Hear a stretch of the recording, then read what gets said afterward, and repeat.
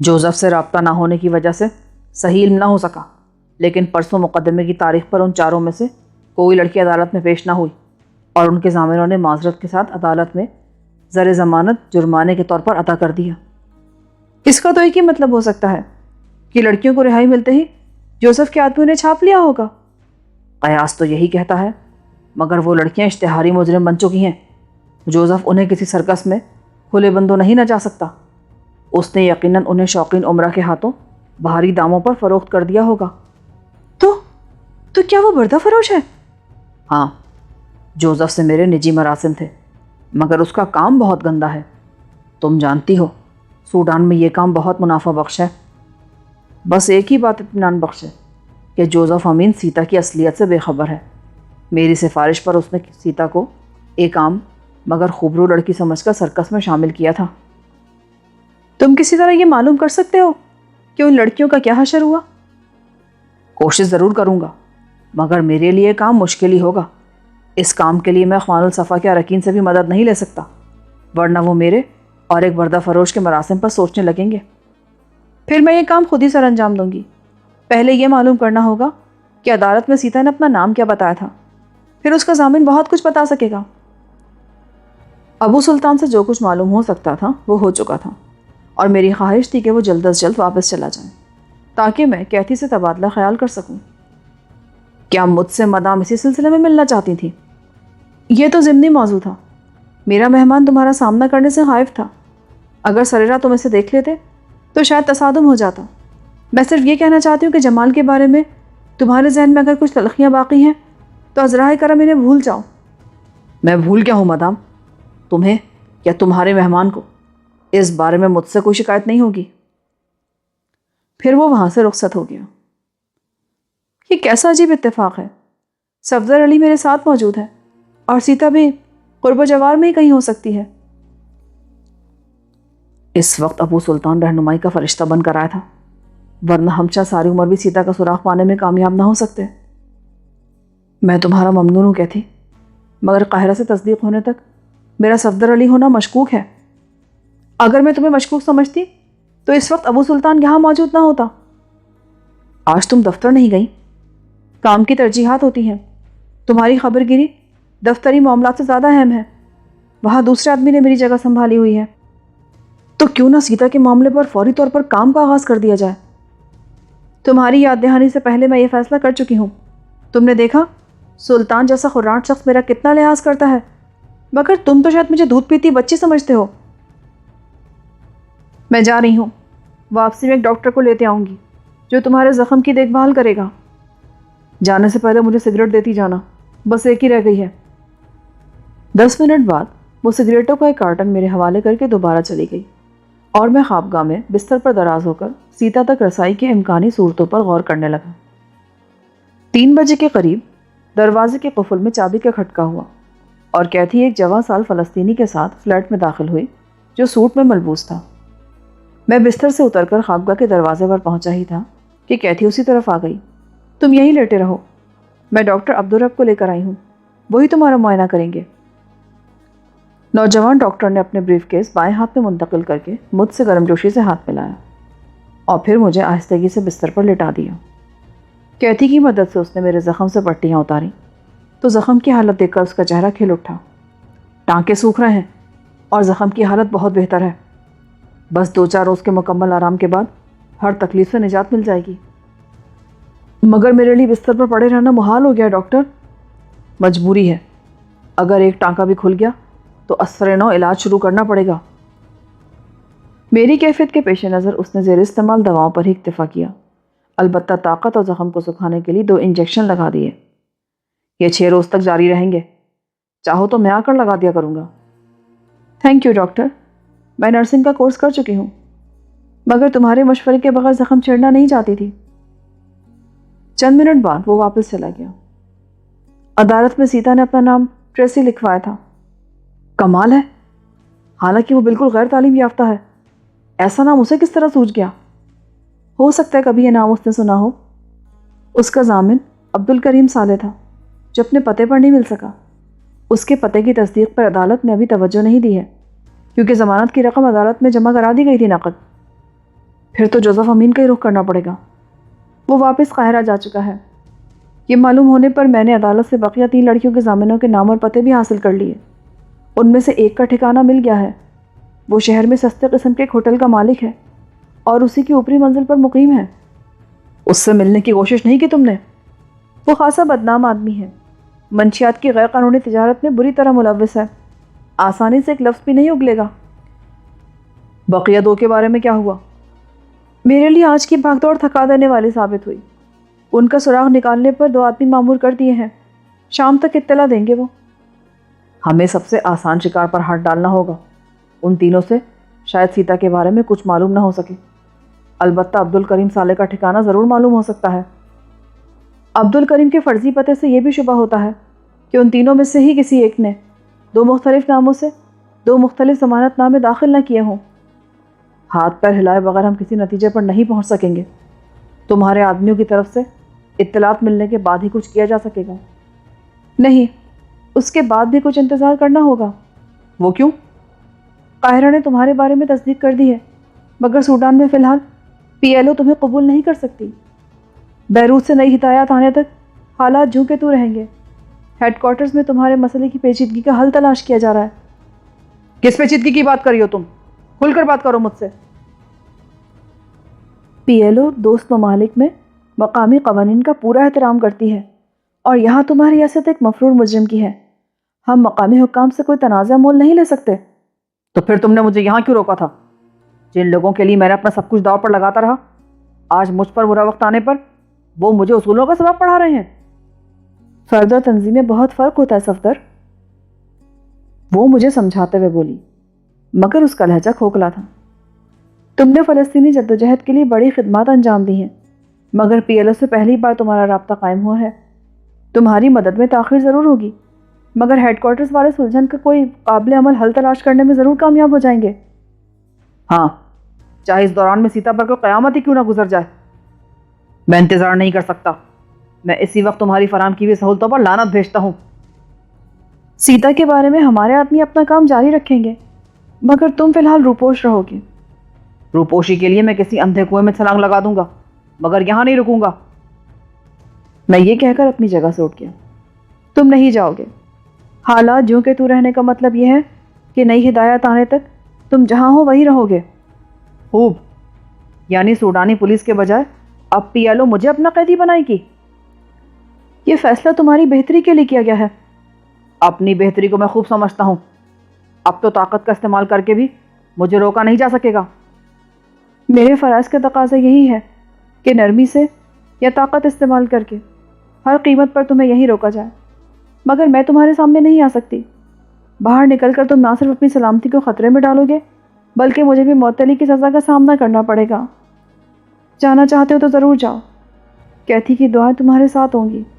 لوٹ کر آؤ گے تو اس گھر کے در و دیوار تمہیں خوش آمدید کہیں گے۔ اخلاقی جواز نہ پانے کے بعد اب تم مجھ پر جذباتی دباؤ ڈالنا چاہتی ہو؟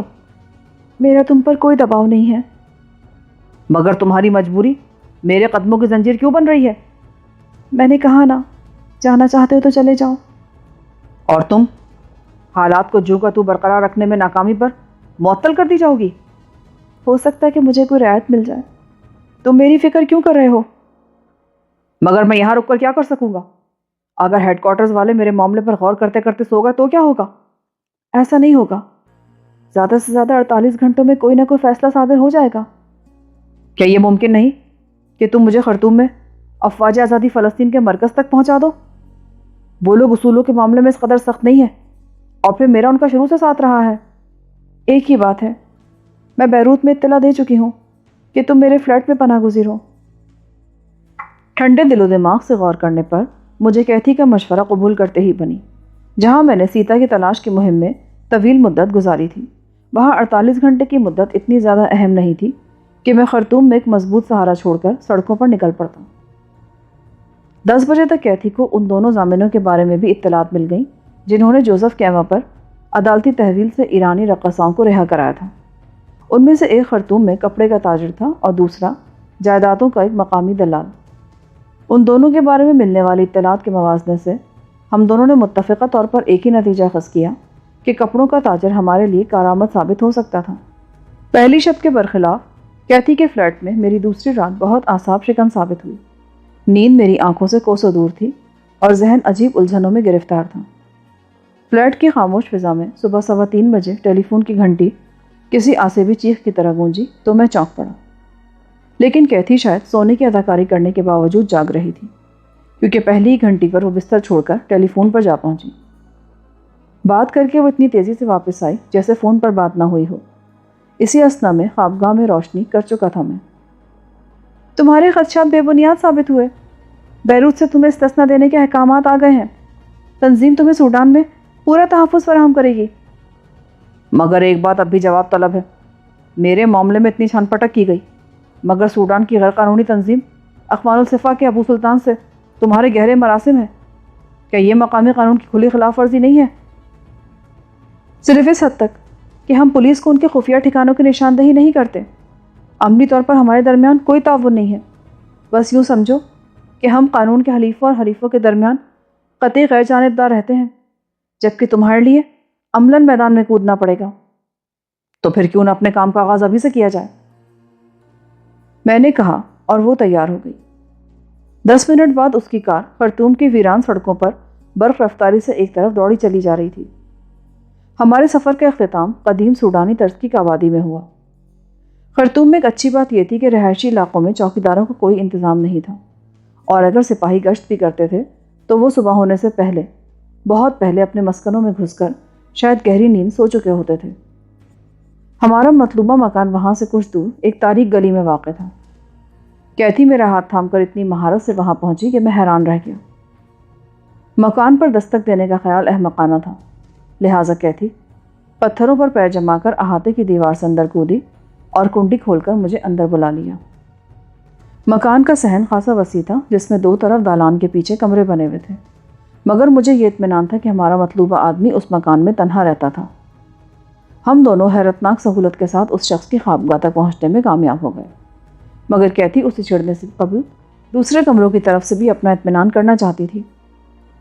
وہ چند منٹ بعد میدان صاف ہونے کی خوشخبری لے کر آئی تو ہم دونوں ایک ساتھ خوابگاہ میں داخل ہو گئے۔ کیتھی نے کمرے کی بتی روشن کر دی۔ اس سے پہلے ہم دونوں نے اپنے چہروں پر نقاب چڑھا لیے تھے۔ روشنی کی چمک سے سوتا ہوا ادھیڑ عمر شخص ہڑبڑا کر اٹھ بیٹھا تو کیتھی کے ہاتھ میں دبے ہوئے پستول سرد نال کو اپنی طرف گھورتے پایا۔ ہماری توقع کے مطابق وہ کمزور اعصاب کا مالک ثابت ہوا۔ اسے اپنے اعصاب پر قابو پانے کے لیے تھوڑی سی مہلت دینے کے بعد کیتھی براہ راست اپنے مقصد پر آ گئی۔ تم نے جن لڑکیوں کی ضمانت لی تھی وہ کہاں ہیں؟ لڑکیاں؟ میں نے تو صرف ایک کی ضمانت لی تھی اور اس کے بارے میں مجھے کچھ نہیں معلوم۔ تم نے اس کی ضمانت کس کے میں پڑھ لی تھی؟ میں سب کچھ بتا دوں گا، مگر خدا کے لیے یہ خطرناک ہتھیار ہٹا لو، ایسا نہ ہو کہ غصے میں گولی چل جائے۔ کیتھی نے اسے تعاون پر آمادہ پا کر اپنا پستول والا ہاتھ نیچے کر لیا۔ اس نے جو کچھ بتایا وہ زیادہ کارآمد نہیں تھا۔ اسے اور دیگر 2 افراد کو عبدالکریم صالح نے نقد رقم دے کر ضمانت پر آمادہ کر لیا تھا۔ ان تینوں کو نقد رقم دینے کے علاوہ عبدالکریم نے عدالت میں زر ضمانت بھی خود ہی جمع کرایا تھا اور لڑکیوں کی رہائی کے پروانے لے کر ان سے رخصت ہو گیا تھا، جس کے بعد سے اس کا کچھ پتہ نہیں چلا تھا۔ تاریخی سماعت پر لڑکی کی عدالت میں حاضر نہ ہونے پر اسے نوٹس ملا تھا، جس میں ملزمہ کی ضمانت فسخ ہونے کے ساتھ ہی اس کے خلاف کارروائی کی دھمکی دی گئی تھی۔ وہ عبدالکریم سے ملا تو اس نے تسلی دی کہ قانونی کارروائی زر ضمانت کی ضبطی پر ختم ہو جائے گی، لہٰذا وہ گھر بیٹھ گیا۔ عبدالکریم صالح سے اس کی ملاقات ایک ہوٹل کی آڑ میں چلنے والے قمار خانے میں ہوئی تھی، اور اس نے قمار خانے کا جو پتہ بتایا تھا وہ غالباً اسی شخص کا ٹھکانہ تھا جسے خطرناک سمجھتے ہوئے ہم دونوں نے باسپورس کے مقاصد کے لیے مسترد کر دیا تھا۔ اب تم دونوں ہاتھ سر پر رکھ کر دیوار سے ناک ٹکا کر کھڑے ہو جاؤ۔ وہ ایک غلط کام میں ضرور ملوث ہو گیا تھا، مگر سیدھا سادہ آدمی تھا۔ اس نے بے چرا کیتھی کے حکم کی تعمیل کر ڈالی، مگر کیتھی کوئی خطرہ مول لینے کو تیار نہیں تھی۔ اس نے دبے قدموں آگے بڑھ کر اس کی کھوپڑی پر پستول کا وزنی دستہ رسید کیا اور وہ ہلکی کرہ کے ساتھ فرش پر ڈھیر ہو گیا۔ ہم دونوں اپنے چہرے سے نقابیں اتار کر دروازے سے باہر نکلے اور کسی تعارض کے بغیر ہمارا واپسی کا سفر شروع ہو گیا۔ ہمیں اس ہوٹل والے سے ٹکرانا ہی پڑے گا کیتھی۔ تم نے کیا نام معلوم کیا تھا اس کا؟ حشام نام ہے اس کا، اور ہوٹل بھی فندق الحشام کہلاتا ہے۔ اگر عبد الکریم بھی وہیں پایا جاتا ہے تو وہ ہوٹل ان کا مضبوط گڑھ ثابت ہوگا۔ ہوا کرے، اب تو یہ قدم اٹھانا ہی پڑے گا۔ البتہ ایک چوک ہو گئی، ہم نے نئے شکار کو اپنی زبان بند رکھنے کی دھمکی نہیں دی۔ ایسا نہ ہو وہ عبد الکریم کو اپنی افتاد سے باخبر کر دے۔ زیادہ سے زیادہ وہ چوکنا ہو جائے گا۔ میں تو کوئی ایسی تدبیر سوچ رہی ہوں کہ اسے اس کی پناہ گاہ سے باہر نکال کر گھیروں، مگر فلیٹ پر پہنچنے تک وہ کوئی تدبیر نہ سوچ سکی۔ سوڈان میں جوا غیر قانونی تھا، لہٰذا کسی خفیہ جوئے خانے تک رسائی بھی آسان نہ تھی، ورنہ کیتھی محض جائزہ لینے کے لیے وہاں جا کر کچھ رقم بھی ہارنے کے لیے تیار تھی۔ اسی سوچ بچار میں ہم دونوں نے سر جوڑے صبح کر دی، لیکن کسی نتیجے پر نہ پہنچ سکے۔ میں ادھر جاؤں گی۔ یہاں سستے ہوٹلوں میں عورتوں اور خصوصاً اکیلی عورتوں کا جانا معیوب سمجھا جاتا ہے، لیکن میرا وہاں جانا ناگزیر ہے۔ کوئی قدم اٹھانے سے پہلے اگر ہم نے وہاں کے حالات کا جائزہ نہیں لیا تو ہم چوہے دان میں از خود اپنی گردن پھنسانے کی حماقت کریں گے۔ میں بھی تمہارے ساتھ چلوں گا۔ تم پہچان لیے جاؤ گے، پھر تم زخمی بھی ہو، تمہارا وہاں جانا مناسب نہیں ہوگا۔ اس کے ساتھ مجھے خاصا سر کھپانا پڑا، مگر میں نے اس معاملے پر اس کی رائے قبول کرنے سے صاف انکار کر دیا، کیونکہ تھوڑی سی بے فکری میسر آ جانے کی وجہ سے یا شاید انجیکشن کی وجہ سے میری حالت تیزی سے سنبھل رہی تھی۔ تھوڑی دیر بعد کیتھی نے اپنے نرسنگ کے کمالات دکھاتے ہوئے انجیکشن لگائے، پھر میرے بالوں وغیرہ کے سٹائل میں تبدیلی کرنے لگی تاکہ پہلی نظر میں میری شناخت نہ ہو سکے۔ میں اس کے ہمراہ روانہ ہوا تو میرے بدن پر بغیر ٹائی کا سوٹ اور آنکھوں پر تاریک اور بڑے شیشوں والی اینک موجود تھی۔ تجارتی علاقے میں ایک ویران جگہ پر کیتھی نے اپنی کار چھوڑ دی اور ہم دونوں لاپرواہ انداز میں ایک طرف بڑھنے لگے۔ برے وقت سے نمٹنے کے لیے ہم دونوں کے پاس ریوالور موجود تھے اور میرے پاس زہریلے تیر والی شیشی بھی تھی جس سے کیتھی لاعلم تھی۔ ہم دونوں سیدھے بڑھتے ہوئے ہوٹل کے ہال میں جا گھسے۔ وہاں میزوں پر موجود مزدوروں اور متوسط طبقے کے دیگر لوگوں نے کیتھی کا حیرت بھری خوشگوار نظروں سے استقبال کیا۔ کیتھی کی موجودگی نے ہوٹل میں ابھرنے والے شور میں خاصی کمی پیدا کر دی تھی، اور بیشتر لوگ شاید میری عقل کا ماتم کر رہے ہوں گے کہ ایسی خوبصورت لڑکی کو خلوت کے کسی مقام پر لے جانے کے بجائے میں وحشی مردوں کی بھیڑ میں آ پھنسا تھا۔ ہوٹل کا بیرا معنی خیز مسکراہٹ کے ساتھ میرے قریب آیا تو میں نے اسے بسکٹوں کے ساتھ ٹھنڈے مشروب کا آرڈر دیا اور لاتعلقانہ انداز میں سگریٹ سلگانے لگا۔ میں نے وہاں قدم رکھتے ہی بھانپ لیا تھا کہ کاؤنٹر والا مسلسل میری طرف متوجہ تھا، اور جب آرڈر لینے والا بیرا مطبخ کے بجائے کاؤنٹر کی طرف گیا تو اس سے کچھ بات کرنے کے بعد وہ گرنڈیل شخص کاؤنٹر کے پیچھے سے باہر آ گیا۔ ہم عورتوں کو یہاں سرو نہیں کرتے۔ میرے قریب آ کر اس نے جھک کر سرگوشیانہ لہجے میں کہا، مگر مجھے تو یہاں کوئی کیبن نظر نہیں آ رہا۔ میں نے سادگی سے کہا۔ کیتھی شاید گرانڈیل سے نگاہیں چار کر کے مسکرا رہی تھی۔ یہ مردانہ ہوٹل ہے، یہاں تم دونوں سارے گاہکوں کا نشانہ بن رہے ہو۔ مشروبات ہی پینا چاہتے ہو تو باہر سے سیڑھیاں طے کر کے اوپری منزل پر میرے کیبن میں آ جاؤ۔ اوہ، بہت شکریہ تمہارا۔ بیرے سے کہو وہ سامان ادھر ہی لے آئے۔ ہم نے فوراً ہی کرسیاں چھوڑ دیں۔ باہر داہنی طرف سیڑھیاں ہیں۔ وہ سرگوشی کر کے واپس کاؤنٹر کی طرف چلا گیا۔ ہمیں لوٹتے دیکھ کر ہوٹل میں موجود بہت سے گاہکوں کے چہرے لٹک گئے۔ تنگ زینے عبور کرتے ہوئے کیتھی نے پرجوش انداز میں میرا ہاتھ دبا دیا۔ شاید اسی وقت کچھ ہو جائے۔ میں خاموشی سے زینے عبور کرتا رہا۔ اختتام پر گرانڈیل شخص آنکھوں میں عجیب سی چمک لیے ہمارا منتظر تھا۔ شاید وہ ہوٹل میں موجود کسی دوسرے زینے سے اوپر آن پہنچا تھا۔ چھوٹی سی راہداری میں داہنی طرف گھوم کر ایک صاف ستھرا کمرہ تھا۔ میں دانستہ کیتھی سے پیچھے رہ گیا۔ گرانڈیل میرے ساتھ تھا۔ تمہیں کچھ فروخت تو نہیں کرنا؟ اس نے میرے کندھے پر ہاتھ رکھ کر پوچھا۔ تمہیں کیسے معلوم؟ اندر چلیے خاتون۔ گرانڈیل نے کیتھی کو کمرے کے دروازے پر جھجکتے دیکھ کر بلند آواز میں کہا، پھر میرے کان میں بولا، یہاں غیر ملکی کسی خاص ضرورت کے تحت ہی آتے ہیں۔ تمہاری ساتھی شاید یورپ سے آئی ہے مگر عربی بھی سمجھتی ہے۔ یہ چرس بیچنے کے چکر میں مجھ سے ٹکرائی ہے۔ میرا بس چلے تو اسی کی بولی لگوا دوں۔ سالی ہے بہت مغرور۔ میں نے رازدارانہ لہجے میں کہا، ارے تو پھر کراؤ نا اس کا سودا۔ ارے نہیں، اسے بھنک بھی مل گئی نا تو میری چمڑی ادھیڑ دے گی، پر چیز تو اچھی ہے۔ رقم لے کر تم کھسک جانا، اس سے ہم نمٹ لیں گے۔ تو نکالو رقم۔ ابھی سے غائب ہوئے تو وہ بھڑک جائے گی۔ اندر جا کر اس کے ساتھ کچھ کھاؤ پیو اس دوران میں اپنے ساتھی کو بھیجتا ہوں، مجھے نیچے کا کیش سنبھالنا ہے۔ میں کمرے میں بڑھ گیا اور وہ تیزی سے پیچھے ہٹتا چلا گیا۔ کہاں رہ گئے تھے؟ تمہارا سودا کر رہا تھا، یہاں کی کوئی چیز مت چکھنا۔ وہ اتنی جلدی کھل گیا تم پر؟ کیتھی سے باتیں کرتے ہوئے میں نے زہریلے تیروں والی شیشی جیب سے نکال لی۔ یہ کیا نکال لیا تم نے؟ دوا ہے میری۔ اسی وقت بیرا ٹرے اٹھائے اندر گھسایا۔ کسی ٹھنڈے مشروب سے بھرے ہوئے 2 گلاس کے علاوہ وہاں خاصی مقدار میں بسکٹ وغیرہ بھی تھے۔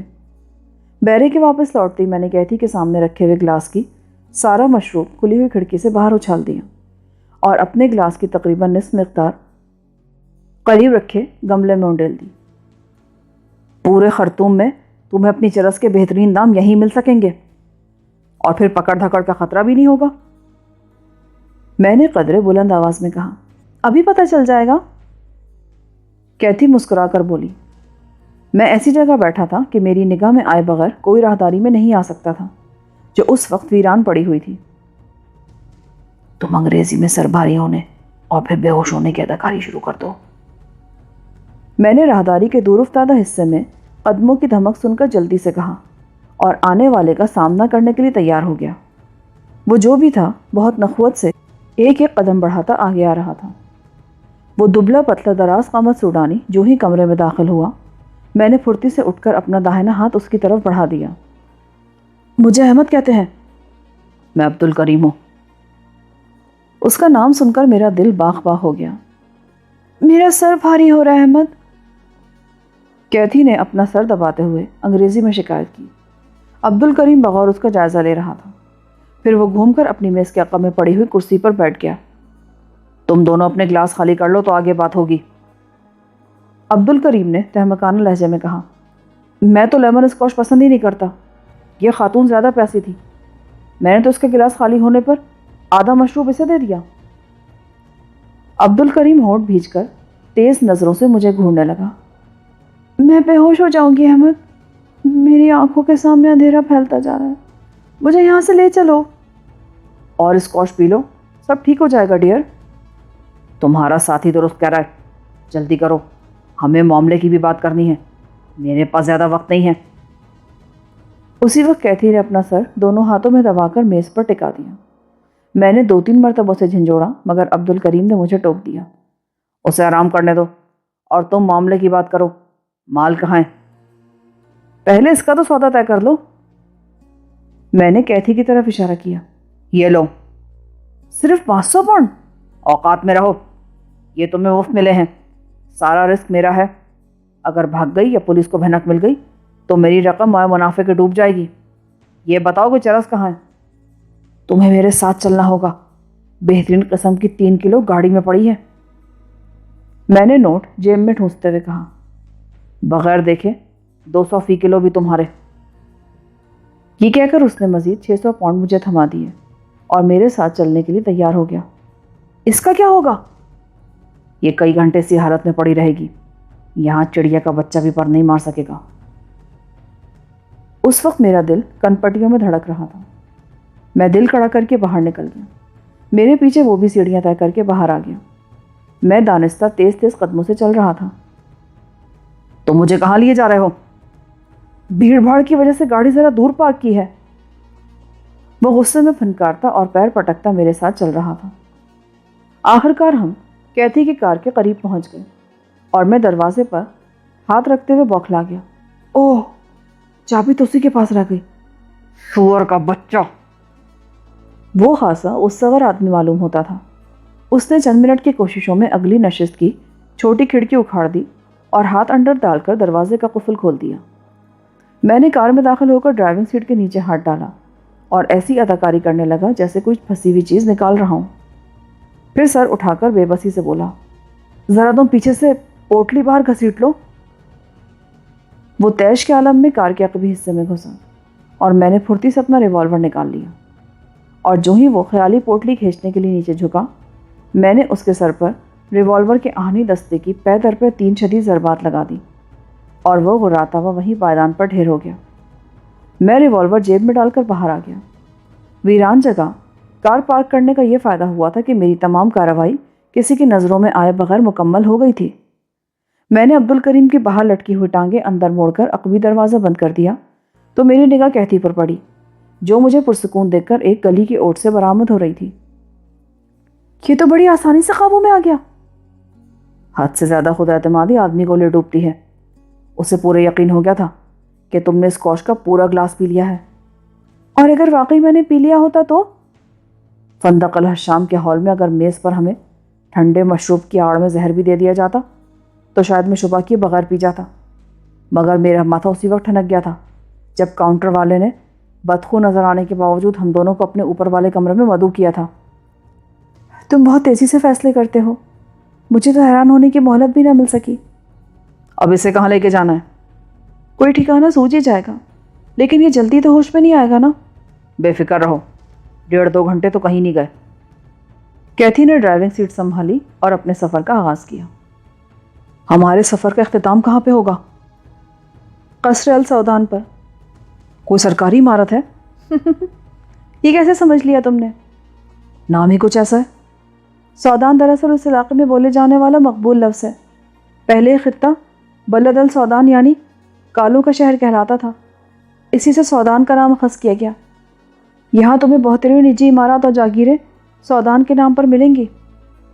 کریم کو وہاں لے جانا مخدوش تو ثابت نہیں ہوگا۔ قصر سودان خرطوم میں PLO کا ایک اہم ٹھکانہ ہے، جہاں غیر متعلق آدمی کے لیے پھٹکنا بھی دشوار ہے۔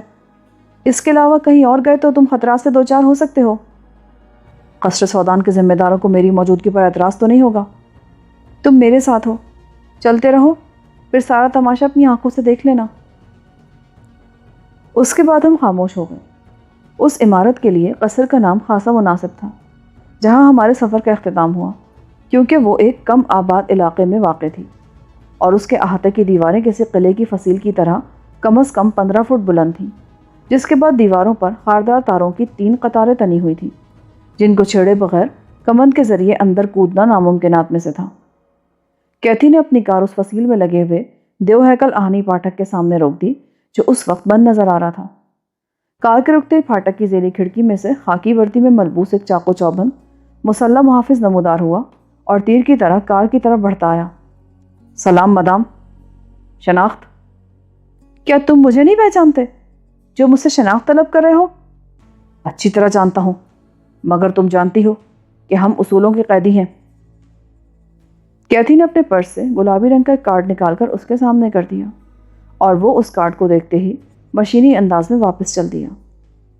کیتھی نے وہ کارڈ پرس میں رکھا تو میں نے اس کے مندرجات پڑھنے کی کوشش کی، جس پر وہ مسکرانے لگی۔ اس چکر میں نہ پڑو، ہمارے درمیان باہمی اعتماد کی یہی تو ایک خفیہ شناخت ہے۔ اسی اثنا میں وزنی پھاٹک کھل گیا تھا۔ کیتھی نے کار آگے بڑھا دی۔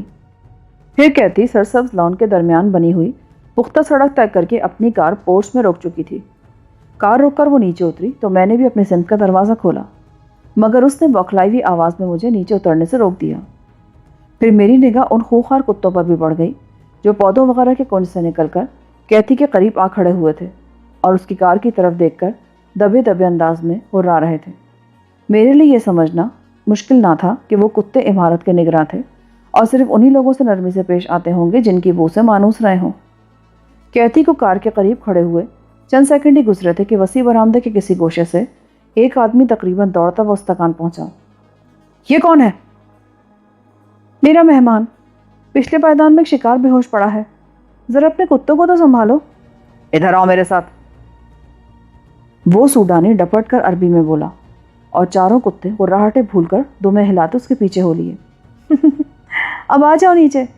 نہیں نہیں، پہلے انہیں جانے دو، ایسا نہ ہو کیا ہٹ پاتی بھوکے بھیڑیوں کی طرح وہ پھر پلٹ پڑے۔